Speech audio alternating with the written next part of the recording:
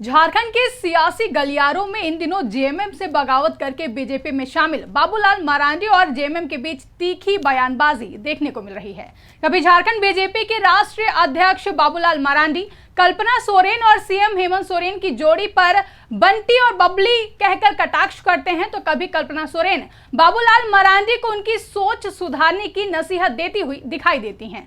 वहीं इसी बीच अब जेएमएम की ओर से बाबूलाल मरांडी की बगावत पर तंज कसते हुए कुछ ऐसा कहा गया है, जिसके बाद सवाल ये उठ रहे हैं कि शायद झारखंड बीजेपी के अध्यक्ष बाबूलाल मरांडी को अब अपने फैसले पर अफसोस हो सकता है। तो क्या है पूरा मामला और कैसा है इस वक्त झारखंड का सियासी माहौल, बताएंगे अपनी इस रिपोर्ट में। नमस्कार, मैं आकांक्षा और आप देख रहे हैं इंडिया पब्लिक खबर।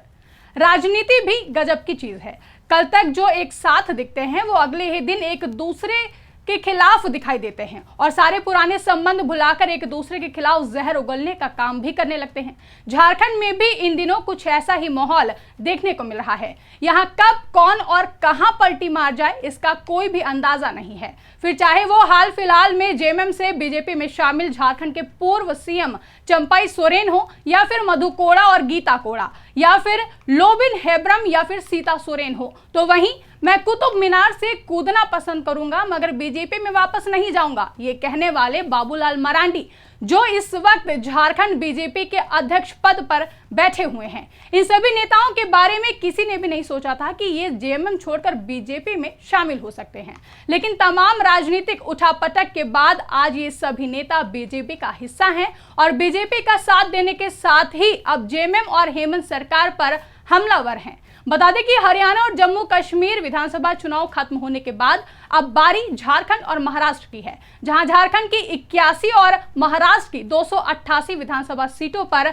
साल के अंत तक चुनाव संपन्न कराने की संभावना है, जिसके लिए झारखंड में बीजेपी हो या फिर जेएमएम या फिर अन्य राजनीतिक पार्टियां सभी चुनावी मैदान में उतरकर अभी से ही अपनी अपनी चुनावी बिसात बिछाने का काम कर रही हैं। बीजेपी की तरफ से परिवर्तन रैली, तमाम सभाएं और हाल ही में लॉन्च की गई गोगो दीदी योजना के जरिए हेमंत सरकार को घेरने का काम किया जा रहा है। तो वहीं झारखंड में मुख्य रूप से बीजेपी की विरोधी पार्टी झारखंड मुक्ति मोर्चा यानी कि जेएमएम ने भी कमर कसते हुए मैया सम्मान यात्रा के जरिए महिला वोट बैंक साधने के साथ ही सीएम हेमंत सोरेन की गिरफ्तारी का मुद्दा बनाते हुए गांधी विधायक कल्पना सोरेन ने बीजेपी के खिलाफ मोर्चा खोल दिया है। साथ ही बीजेपी की गोगो दीदी योजना को टारगेट करते हुए मुकाबले के रूप में पार्टी जेएमएम सम्मान योजना लेकर आई, जिसको लेकर जेएमएम और बीजेपी दोनों ही पार्टियां आपस में भिड़ गई हैं। जिस पर पहले झारखंड बीजेपी के अध्यक्ष बाबूलाल मरांडी ने बात करते हुए कहा कि झारखंड में हेमंत सोरेन की सरकार बंटी और बबली की सरकार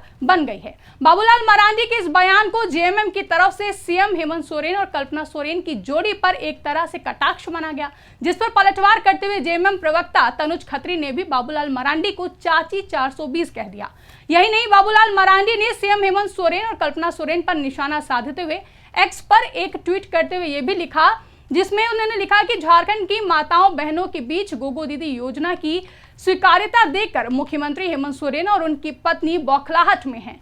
हेमंत गोगो दीदी योजना का दुष्प्रचार कर रहे हैं और सरकारी अधिकारियों के माध्यम से भाजपा कार्यकर्ताओं को डराने धमकाने का प्रयास कर रहे हैं। जिस पर पलटवार करते हुए कल्पना सोरेन ने भी जवाब देते हुए ट्वीट किया कि मेरा नाम कल्पना मुर्मू सोरेन है, आदरणीय बाबूलाल जी। मैं हेमंत जी की पत्नी होने के साथ ही गांधी की महान जनता का प्रतिनिधित्व भी करती हूँ। इससे पहले मैं एक शिक्षिका थी जिसे राजनीति में आना नहीं था, पर आप लोगों की तानाशाही के कारण मजबूरी में आना पड़ा। साथ ही कल्पना सोरेन ने बाबूलाल मरांडी की इस टिप्पणी को एक नारी को अपमानित करने वाली ओछी टिप्पणी भी करार दिया, क्योंकि एक वीडियो जारी करते हुए बाबूलाल मरांडी ने सीएम हेमंत सोरेन और कल्पना सोरेन को बंटी और बबली फिल्म में जो ठगी करने वाला एक स्टोरी थी उसका जिक्र करते हुए बिना नाम लिए ही कहा था कि अगर आज हम कहें कि जो एक पिक्चर थी बंटी और बबली जिसमें कैसे वो लोगों को ठगते थे, तो हेमंत सोरेन के ऊपर वो सटीक बैठता है। जिसके बाद ये मायने निकाले जाने लगे कि बाबूलाल मरांडी ने बंटी और बबली फिल्म की उस स्टोरी की तरह ही सीएम हेमंत सोरेन और कल्पना सोरेन को झारखंड की जनता को ठगने का आरोप लगाया है, जिसको लेकर खुद कल्पना सोरेन ने पलटवार भी किया। ये बयानबाजी अभी थमी भी नहीं थी कि इसी बीच झारखंड मुक्ति मोर्चा की ओर से बाबूलाल मरांडी और मधु कोड़ा पर तंज कसने का काम किया गया। दरअसल झारखंड मुक्ति मोर्चा के ऑफिशियल एक्स अकाउंट से एक ट्वीट किया गया जिसमें झारखंड के मौजूदा मुख्यमंत्री हेमंत सोरेन और दूसरी तरफ वर्तमान में बीजेपी नेता मधु कोड़ा की एक तस्वीर शेयर की गई और ट्वीट में लिखा गया कि कुतुब मीनार वाले बाबूलाल जी को किनारे करने के बाद अब भाजपा का मुख्यमंत्री पद का चेहरा साफ है। जेएमएम के इस ट्वीट के मुताबिक ये साफ है कि जेएमएम कहीं ना कहीं बाबूलाल मरांडी को जेएमएम से बगावत करने को लेकर तंज कस रही है। साथ ही शायद पार्टी ये भी कहना चाह रही है कि बीजेपी में जाने के बाद भी बीजेपी की तरफ से उनका नाम मुख्यमंत्री पद के उम्मीदवारों की लिस्ट में शामिल नहीं किया जाएगा, बल्कि उनकी जगह मधु कोड़ा को बीजेपी की तरफ से झारखंड के मुख्यमंत्री पद के लिए उम्मीदवार के रूप में उतारा जाएगा। बता दें कि इस साल जेएमएम के कई बड़े नेता बीजेपी में शामिल हुए। पहले शिबू सोरेन की बहू सीता सोरेन लोकसभा चुनाव के समय बीजेपी में शामिल हुई।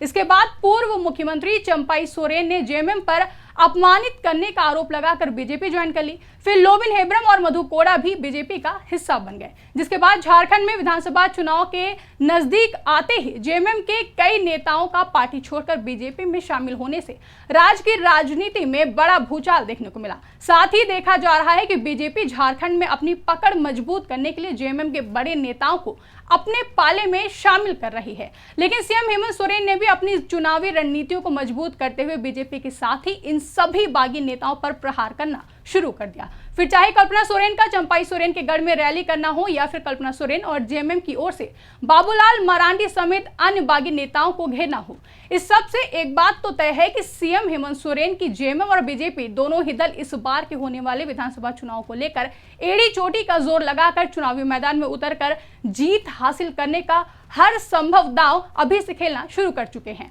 अब देखना दिलचस्प होगा कि जेएमएम के इस ट्वीट पर झारखंड बीजेपी अध्यक्ष बाबूलाल मरांडी की तरफ से क्या प्रतिक्रिया सामने आती है। साथ ही ये भी देखना काफी दिलचस्प होगा कि इस बार झारखंड विधानसभा चुनाव में जीत किस पार्टी की होगी और झारखंड की जनता अगले 5 सालों के लिए अपने राज्य की जिम्मेदारी किसे सौंपेगी। फिलहाल के लिए इस रिपोर्ट में बस इतना ही। इस रिपोर्ट पर आपकी क्या राय है? आपको क्या लगता है कि झारखंड में होने वाले विधानसभा चुनाव में इस बार जीत किसकी होगी, जेएमएम या बीजेपी? कौन होगा इस बार झारखंड का मुख्यमंत्री? किस पार्टी की तरफ से झारखंड का मुख्यमंत्री सामने आएगा? कमेंट करके हमें जरूर बताएं। साथ ही अगर अभी तक हमारे YouTube चैनल को सब्सक्राइब नहीं किया है तो चैनल को सब्सक्राइब करना ना भूलें।